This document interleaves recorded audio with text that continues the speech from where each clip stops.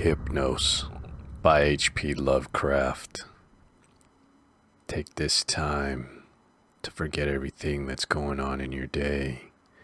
Relax, clear your mind, and remember, the dream world sometimes leads us to another realm and other worlds. To SL, apropos of sleep, that sinister adventure of all our nights, we may say that men go to bed daily with an audacity that would be incomprehensible if we did not know what it is the result of ignorance of the danger. Baudelaire. May the merciful gods, if indeed there be such, guard those hours when no power of the will or drug that the cunning of man devises can keep me from the chasm of sleep. Death is merciful, for there is no return therefrom. But with him who has come back out of the nethermost chambers of night, haggard and knowing, peace rests nevermore. Fool that I was to plunge with such unsanctioned frenzy into mysteries no man was meant to penetrate. Fool or god that he was, my only friend, who led me and went before me, and who in the end passed into terrors which may yet be mine. We met, I recall, in a railway station, where he was the center of a crowd of the vulgarly curious. He was unconscious, having fallen in a kind of convulsion which imparted to his slight black-clad body a strange rigidity. I think he was then approaching 40 years of age, for there were deep lines in the face, wan and hollowed cheeks, but oval and actual beautiful, and touches of gray in the thick, waving hair and small, full beard which had once been of the deepest raven black. His brow was as white as the marble of Pentelicus, and of a height and breadth almost godlike. I said to myself, with all the ardor of a sculptor, that this man was a fawn statue out of antique Hellas, dug from the temple's ruins and brought somehow to life in our stifling age, only to feel the chill and pressure of devastating years. And when he opened his immense, sunken, and widely luminous black eyes, I knew he would be thenceforth my only friend, the only friend of one who had never possessed a friend before. For I saw that such eyes must have looked fully upon the grandeur and the terror of realms beyond normal consciousness and reality, realms which I had cherished in fancy, but vainly sought.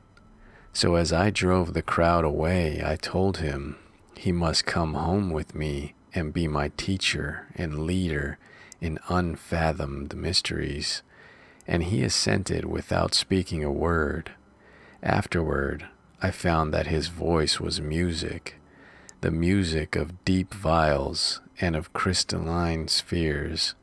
We talked often in the night and in the day, when I chiseled busts of him and carved miniature heads of ivory to immortalize his different expressions.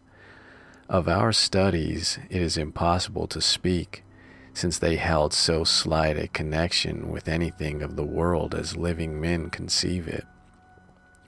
They were of that vaster and more appalling universe of dim entity and consciousness, which lies deeper than matter, time, and space, and whose existence we suspect only in certain forms of sleep. Those rare dreams, beyond dreams, which come never to common men, and but once or twice in a lifetime of imaginative men, the cosmos of our waking knowledge, born from such a universe as a bubble is born from the pipe of a jester, touches it only as such a bubble may touch its sardonic source when sucked back by the gesture's whim. Men of learning suspected little, and ignore it mostly. Wise men have interpreted dreams, and the gods have laughed. One man with oriental eyes has said that all time and space are relative, and men have laughed. But even that man with oriental eyes has done no more than suspect. I had wished and tried to do more than suspect, and my friend had tried and partially succeeded. Then we both tried together, and with exotic drugs, courted terrible and forbidden dreams in the tower studio chamber of the old manor house in Horry, Kent. Among the agonies of these after days is that chief of torments, inarticulateness.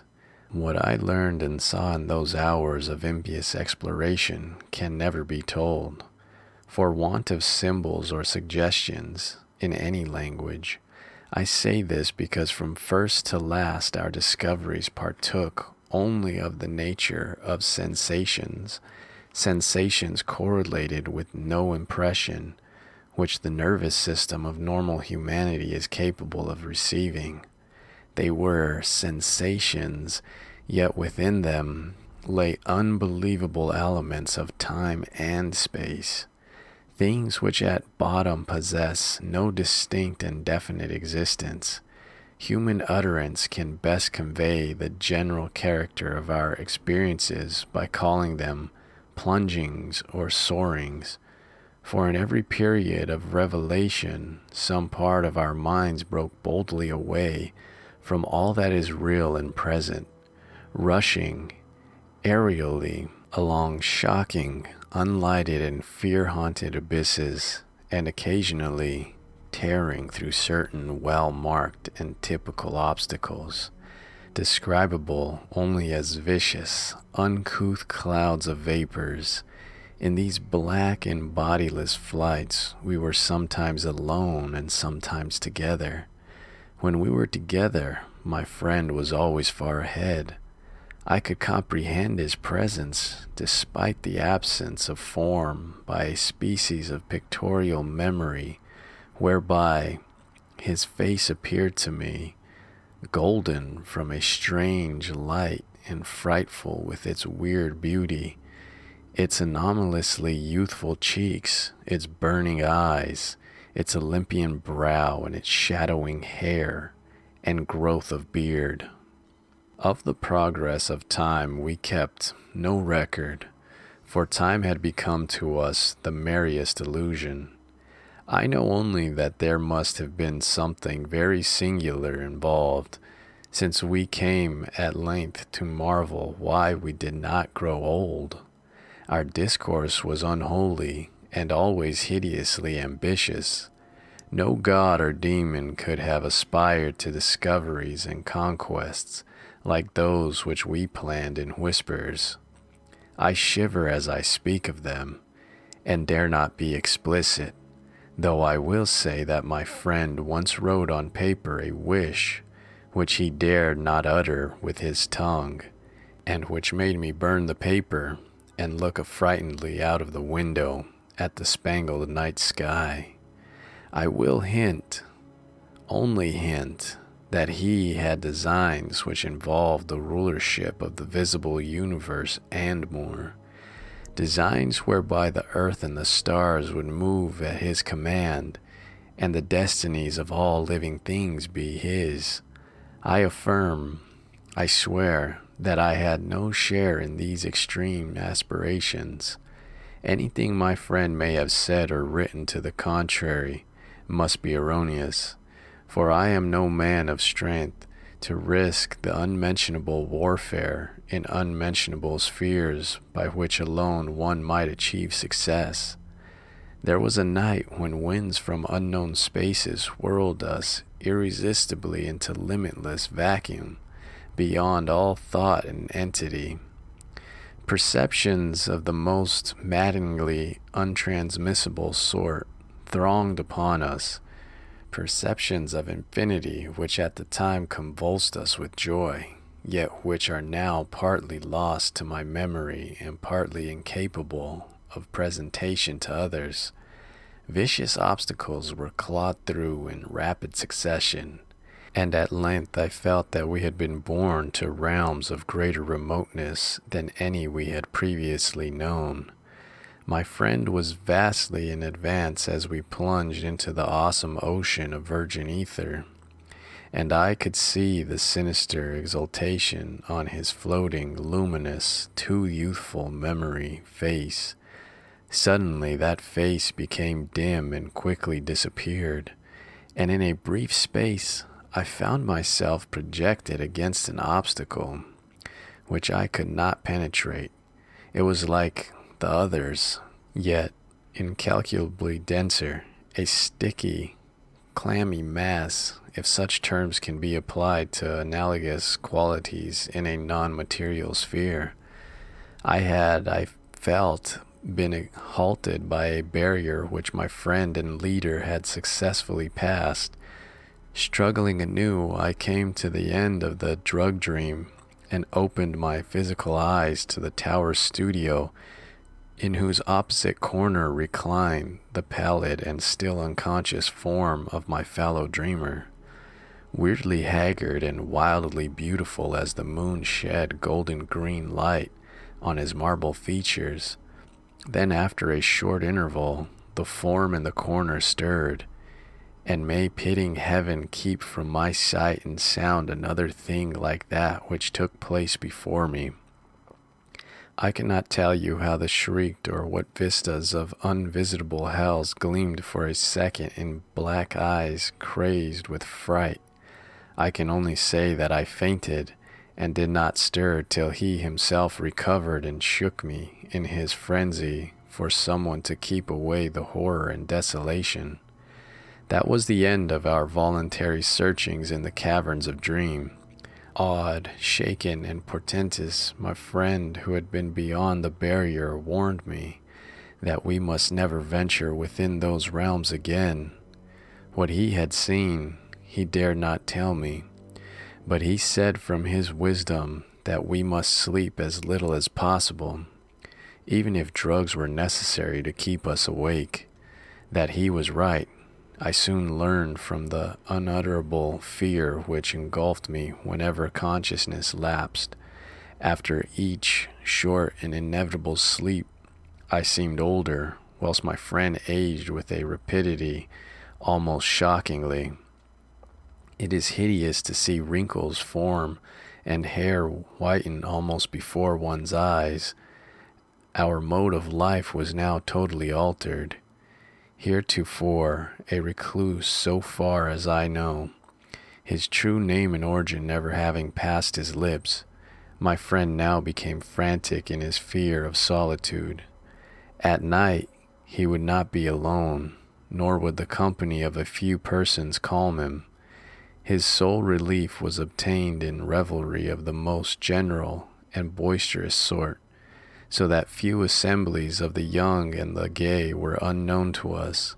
Our appearance and age seemed to excite, in most cases, a ridicule which I keenly resented, but which my friend considered a lesser evil than solitude. Especially was he afraid to be out of doors alone when the stars were shining, and if forced to this condition, he would often glance furtively at the sky as if hunted by some monstrous thing therein. He did not always glance at the same place in the sky. It seemed to be a different place at different times. On spring evenings, it would be low in the northeast. In the summer, it would be nearly overhead. In the autumn, it would be in the northwest. In winter, it would be in the east. But mostly if in the small hours of morning, midwinter evenings seemed least dreadful to him. Only after 2 years did I connect this fear with anything in particular, but then I began to see that he must be looking at a special spot on the celestial vault, whose position of different times corresponded to the direction of his glance. A spot roughly marked by the constellation Corona Borealis. We now had a studio in London, never separating, but never discussing the days when we had sought to plumb the mysteries of the unreal world. We were aged and weak from our drugs, dissipations, and nervous overstrain. The thinning hair and beard of my friend had become snow white. Our freedom from long sleep was surprising, for seldom did we succumb more than an hour or two at a time to the shadow which had now grown so frightful a menace. Then came one January of fog and rain, when money ran low and drugs were hard to buy. My statues and ivory heads were all sold, and I had no means to purchase new materials, or energy to fashion them even had I possessed them. We suffered terribly, and on a certain night my friend sank into a deep breathing sleep from which I could not awaken him. I can recall the scene now, the desolate, pitch-black garret studio under the eaves with the rain beating down, the ticking of the lone clock, the fancied ticking of our watches as they rested on the dressing table, the creaking of some swing shutter in a remote part of the house, certain distant city noises muffled by fog and space, and worst of all the deep, steady, sinister breathing of my friend on the couch, a rhythmical breathing which seemed to measure moments of supernal fear and agony for his spirit as it wandered in spheres forbidden, unimagined, and hideously remote. The tensions of my vigil became oppressive, and a wild train of trivial impressions and associations thronged through my almost unhinged mind. I heard a clock strike somewhere, not ours, for that was not a striking clock, and my morbid fancy found in the new starting point for idle wanderings, clocks, time, space, infinity, and then my fancy reverted to the local, as I reflected that even now, beyond the roof and the fog and the rain and the atmosphere, Corona Borealis was rising in the northeast. Corona Borealis, which my friend had appeared to dread, and whose sentient semicircle of stars must even now be glowing unseen through the measureless abyss of ether.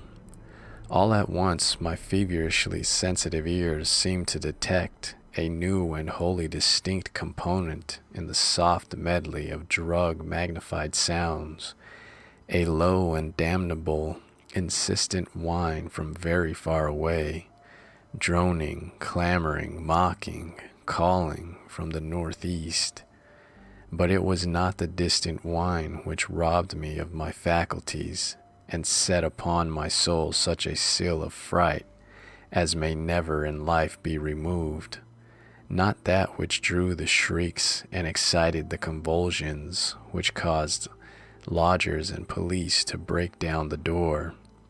It was not what I heard, but what I saw, for in that dark, locked, shuttered, and curtained room there appeared from the black northeast corner a shaft of horrible red gold light, a shaft which bore with it no glow to disperse the darkness, but which streamed only upon the recumbent head of the troubled sleeper, bringing out in hideous duplication the luminous and strangely youthful memory face as I had known it in dreams of abysmal space and unshackled time, when my friend had pushed behind the barrier to those secret, innermost, and forbidden caverns of nightmare, and as I looked, I beheld the head rise, the black, liquid, and deep-sunken eyes open in terror, and the thin, shadowed lips part, as if for a scream too frightful to be uttered. There dwelt in that ghastly and flexible face, as it shone bodiless, luminous, and rejuvenated in the blackness, more of stark, teeming, brain-shattering fear that all the rest of heaven and earth has ever revealed to me. No word was spoken amidst the distant sound that grew nearer and nearer, But as I followed the memory face's mad stare along that cursed shaft of light to its source, the source whence also the whining came, I too saw for an instant what it saw, and fell with ringing ears in the fit of shrieking and epilepsy which brought the lodgers and the police. Never could I tell, try as I might, what it actually was that I saw, nor could the still face tell, for although it must have seen more than I did, it will never speak again. But as always I shall guard against the mocking and insatiate Hypnos, lord of sleep, against the night sky, and against the mad ambitions of knowledge and philosophy. Just what happened is unknown, for not only was my own mind unseated by the strange and hideous thing, but others were tainted with a forgetfulness which can mean nothing if not madness. They have said, I know not for what reason, that I never had a friend, but that art, philosophy, and insanity had filled all my tragic life. The lodgers and police on that night soothed me, and the doctor administered something to quiet me. Nor did anyone see what a nightmare event had taken place.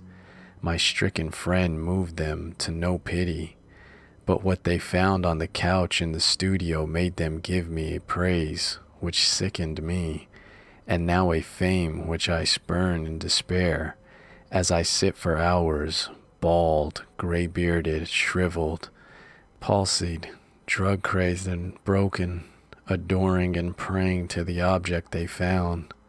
For they deny that I sold the last of my statuary, and point with ecstasy at the thing which the shining shaft of light left cold, petrified and unvocal. It is all that remains of my friend, the friend who led me on to madness and wreckage, a godlike head of such marble as only old Hallis could yield, young with the youth that is outside time, and with beauteous bearded face, curved, smiling lips, Olympian brow, and dense locks waving and poppy-crowned. They say that that haunting memory face is molded from my own, as it was at 25, but upon the marble base is carven a single name in the letters of Attica, Hypnos.